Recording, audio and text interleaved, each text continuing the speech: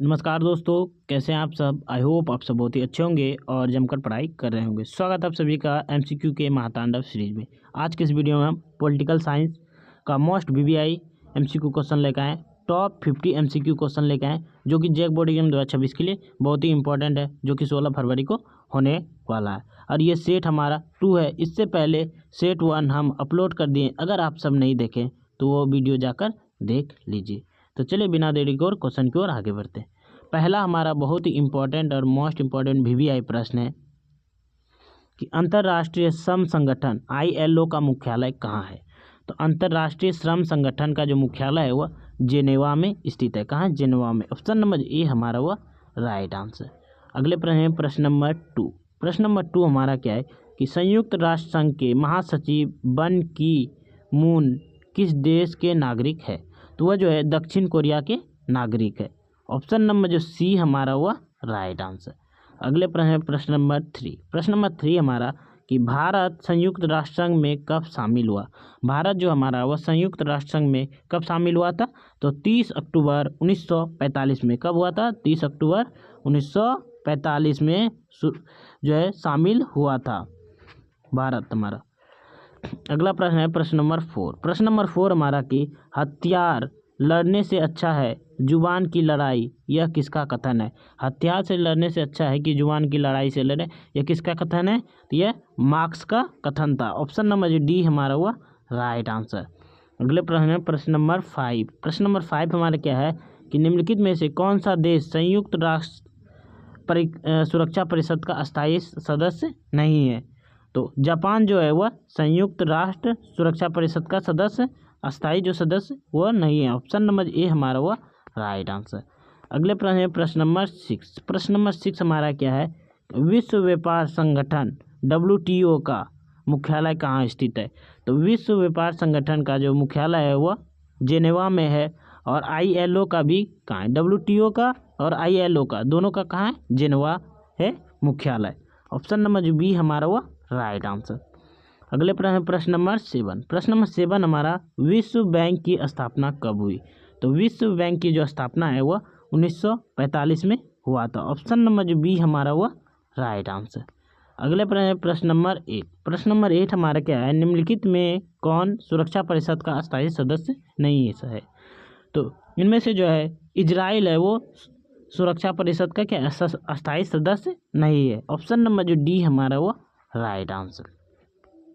अगले प्रश्न नंबर 9। प्रश्न नंबर 9 हमारा क्या है अंतर्राष्ट्रीय न्यायालय में न्यायाधीशों का कार्यकाल है। तो अंतर्राष्ट्रीय न्यायालय में जो है न्यायाधीशों का कार्यकाल वो टोटल 9 वर्ष है। ऑप्शन नंबर जो बी हमारा वो राइट आंसर। अगले प्रश्न नंबर 10। प्रश्न नंबर 10 हमारा क्या है अंतर्राष्ट्रीय न्यायालय में न्यायाधीशों की कितनी संख्या है। तो इनमें जो है टोटल 15 की संख्या है। ऑप्शन नंबर जो बी हमारा वो राइट आंसर। अगले प्रश्न नंबर 11। प्रश्न नंबर 11 है विश्व व्यापार संगठन कब अस्तित्व में आया। तो विश्व व्यापार संगठन जो है वो 1995 में अस्तित्व में आया था। ऑप्शन नंबर जो ए हमारा वो राइट आंसर। विश्व व्यापार संगठन का जो मुख्यालय वहाँ कहाँ है। तो जेनेवा है। याद रखिए ये क्वेश्चन जो है याद रखिएगा कि विश्व व्यापार संगठन का जो मुख्यालय वो कहाँ है? जेनेवा है। और इसे शॉर्ट फॉर्म में क्या कहते हैं? WTO। ठीक है ना, याद रखिए। अगले प्रश्न नंबर 12। प्रश्न नंबर 12 हमारा क्या है कि सुरक्षा परिषद में किसने अस्थायी सदस्य और अस्थायी सदस्य है। जिसमें टोटल और अस्थायी सदस्य है। ऑप्शन नंबर बी हमारा वो राइट आंसर। अगले प्रश्न नंबर 13। प्रश्न नंबर 30 हमारा क्या है प्रश्न नंबर 30 है मानवाधिकार परिषद की स्थापना कब हुई। तो मानवाधिकार परिषद की जो स्थापना है वो 2006 ईस्वी में हुआ था। ऑप्शन नंबर सी हमारा वो राइट आंसर। अगले प्रश्न नंबर 14। प्रश्न नंबर 14 हमारा क्या है कि सन 1945 में संयुक्त राष्ट्र संघ के घोषणा पत्र पर कितने देशों ने प्रथम हस्ताक्षर किए। इसमें टोटल 51 देशों ने जो है हस्ताक्षर किए थे। ऑप्शन नंबर ए हमारा वो राइट आंसर। अगले प्रश्न नंबर 15। प्रश्न नंबर 15 हमारा क्या है महासचिव का कार्यकाल कितने वर्ष का होता है। तो महासचिव का जो कार्यकाल है वो 5 वर्षों का होता है। अगले प्रश्न नंबर 16। प्रश्न नंबर 16 हमारा क्या है कि सुरक्षा परिषद के अस्थायी सदस्य और अस्थायी सदस्य का कार्यकाल कितने वर्षों का होता है। तो इसमें 2 वर्षों का। और अस्थायी सदस्य अस्थाई सदस्य का जो कार्यकाल है वो 2 साल और जो अस्थाई सदस्य है उसका 5 साल होता है। याद रखिएगा ये क्वेश्चन। आगे बात करें क्वेश्चन नंबर 17। क्वेश्चन नंबर 17 हमारा क्या है, विश्व व्यापार संगठन निम्नलिखित में से किस संगठन का उत्तराधिकारी है। विश्व व्यापार संगठन जो है निम्नलिखित में से किस संगठन का उत्तराधिकारी है, तो यह जो है general agreement on trade and traffic का जो है अधिकारी है। ऑप्शन नंबर जो ए हमारा वो राइट आंसर। अगले प्रश्न नंबर 18। प्रश्न नंबर 18 हमारा क्या है, सुरक्षा परिषद में 5 अस्थायी सदस्यों में कौन कौन से हैं जिन्हें वीटो का अधिकार प्राप्त है। तो चीन, फ्रांस, रूस, ब्रिटेन और अमेरिका को वीटो का अधिकार प्राप्त है। ठीक ना, 5 अस्थायी सदस्यों में। ऑप्शन नंबर जो बी हमारा वो राइट आंसर। अगला प्रश्न है प्रश्न नंबर 19। प्रश्न नंबर 19 हमारा क्या है, किसकी सिफारिश पर महासभा महासचिव की नियुक्ति करती है। तो सुरक्षा परिषद की जो है सिफारिश पर महासभा जो है महासचिव की नियुक्ति करता है। ऑप्शन नंबर ए हमारा वो राइट आंसर। आगे बात करें प्रश्न नंबर 20। प्रश्न नंबर 20 है, संयुक्त राष्ट्र संघ की स्थापना कब हुई। तो संयुक्त राष्ट्र संघ की जो स्थापना है वह 1945 में स्थापना हुआ था। ऑप्शन नंबर जो बी हमारा वह राइट आंसर। अगले प्रश्न नंबर 21। प्रश्न नंबर 21 है कि संयुक्त राष्ट्र संघ के प्रथम महासचिव कौन थे। तो संयुक्त जो राष्ट्र संघ के जो प्रथम महासचिव थे वो ट्राइगी ली थी। ऑप्शन नंबर डी हमारा वो राइट आंसर। अगले प्रश्न नंबर 22। प्रश्न नंबर 22 है कि संयुक्त राष्ट्र संघ के वर्तमान महासचिव एंटोनिया गुटरेस किस देश की नागरिक है। तो वह पुर्तगाल की नागरिक है। ऑप्शन नंबर डी हमारा वह राइट आंसर। अगले प्रश्न नंबर 23। प्रश्न नंबर 23 हमारा क्या है, प्रश्न नंबर 23 है कि स्वतंत्र राष्ट्रों के राष्ट्रकुल की स्थापना किसने की। तो येल्तसिन ने किया था। ऑप्शन नंबर सी हमारा वो राइट आंसर।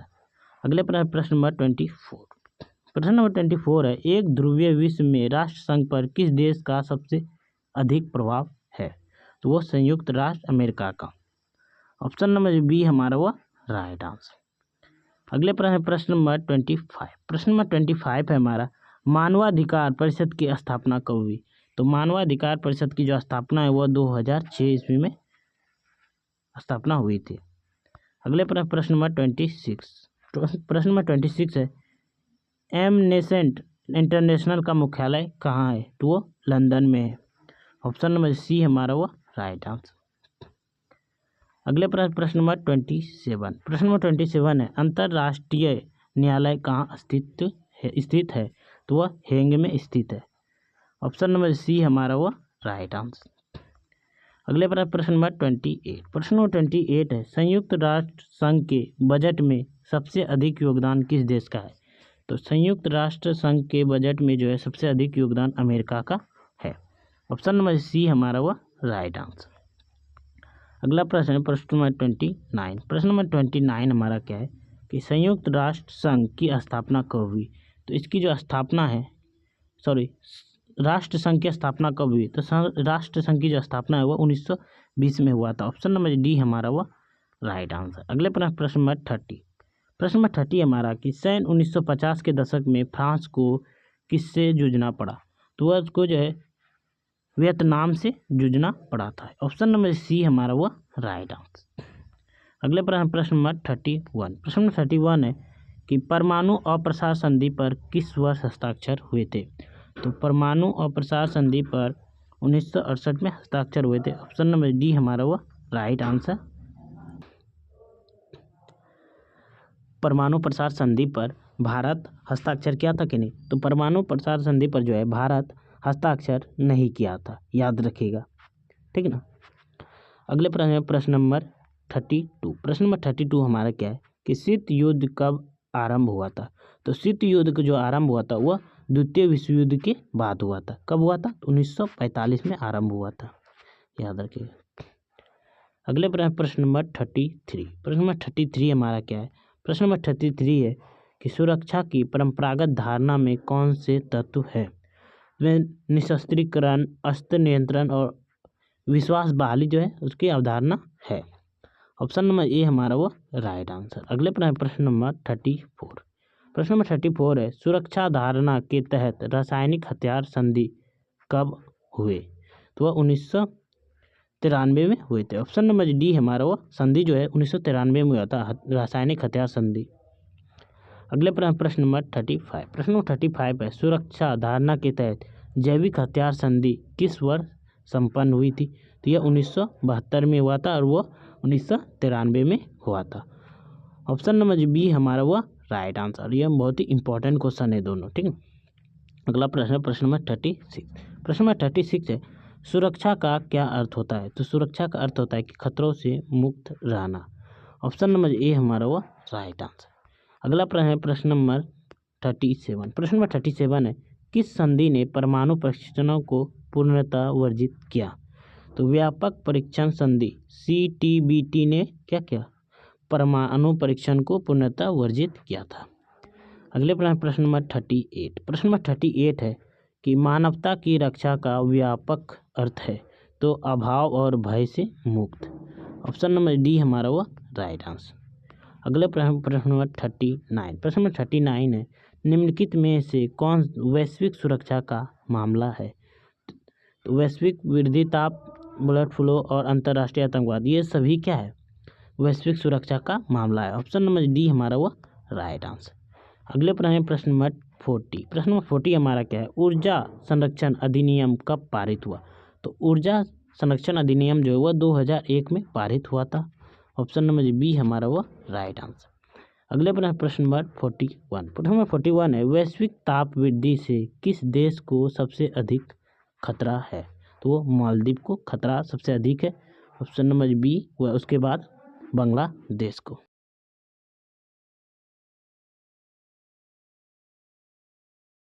अगला प्रश्न है प्रश्न नंबर 42।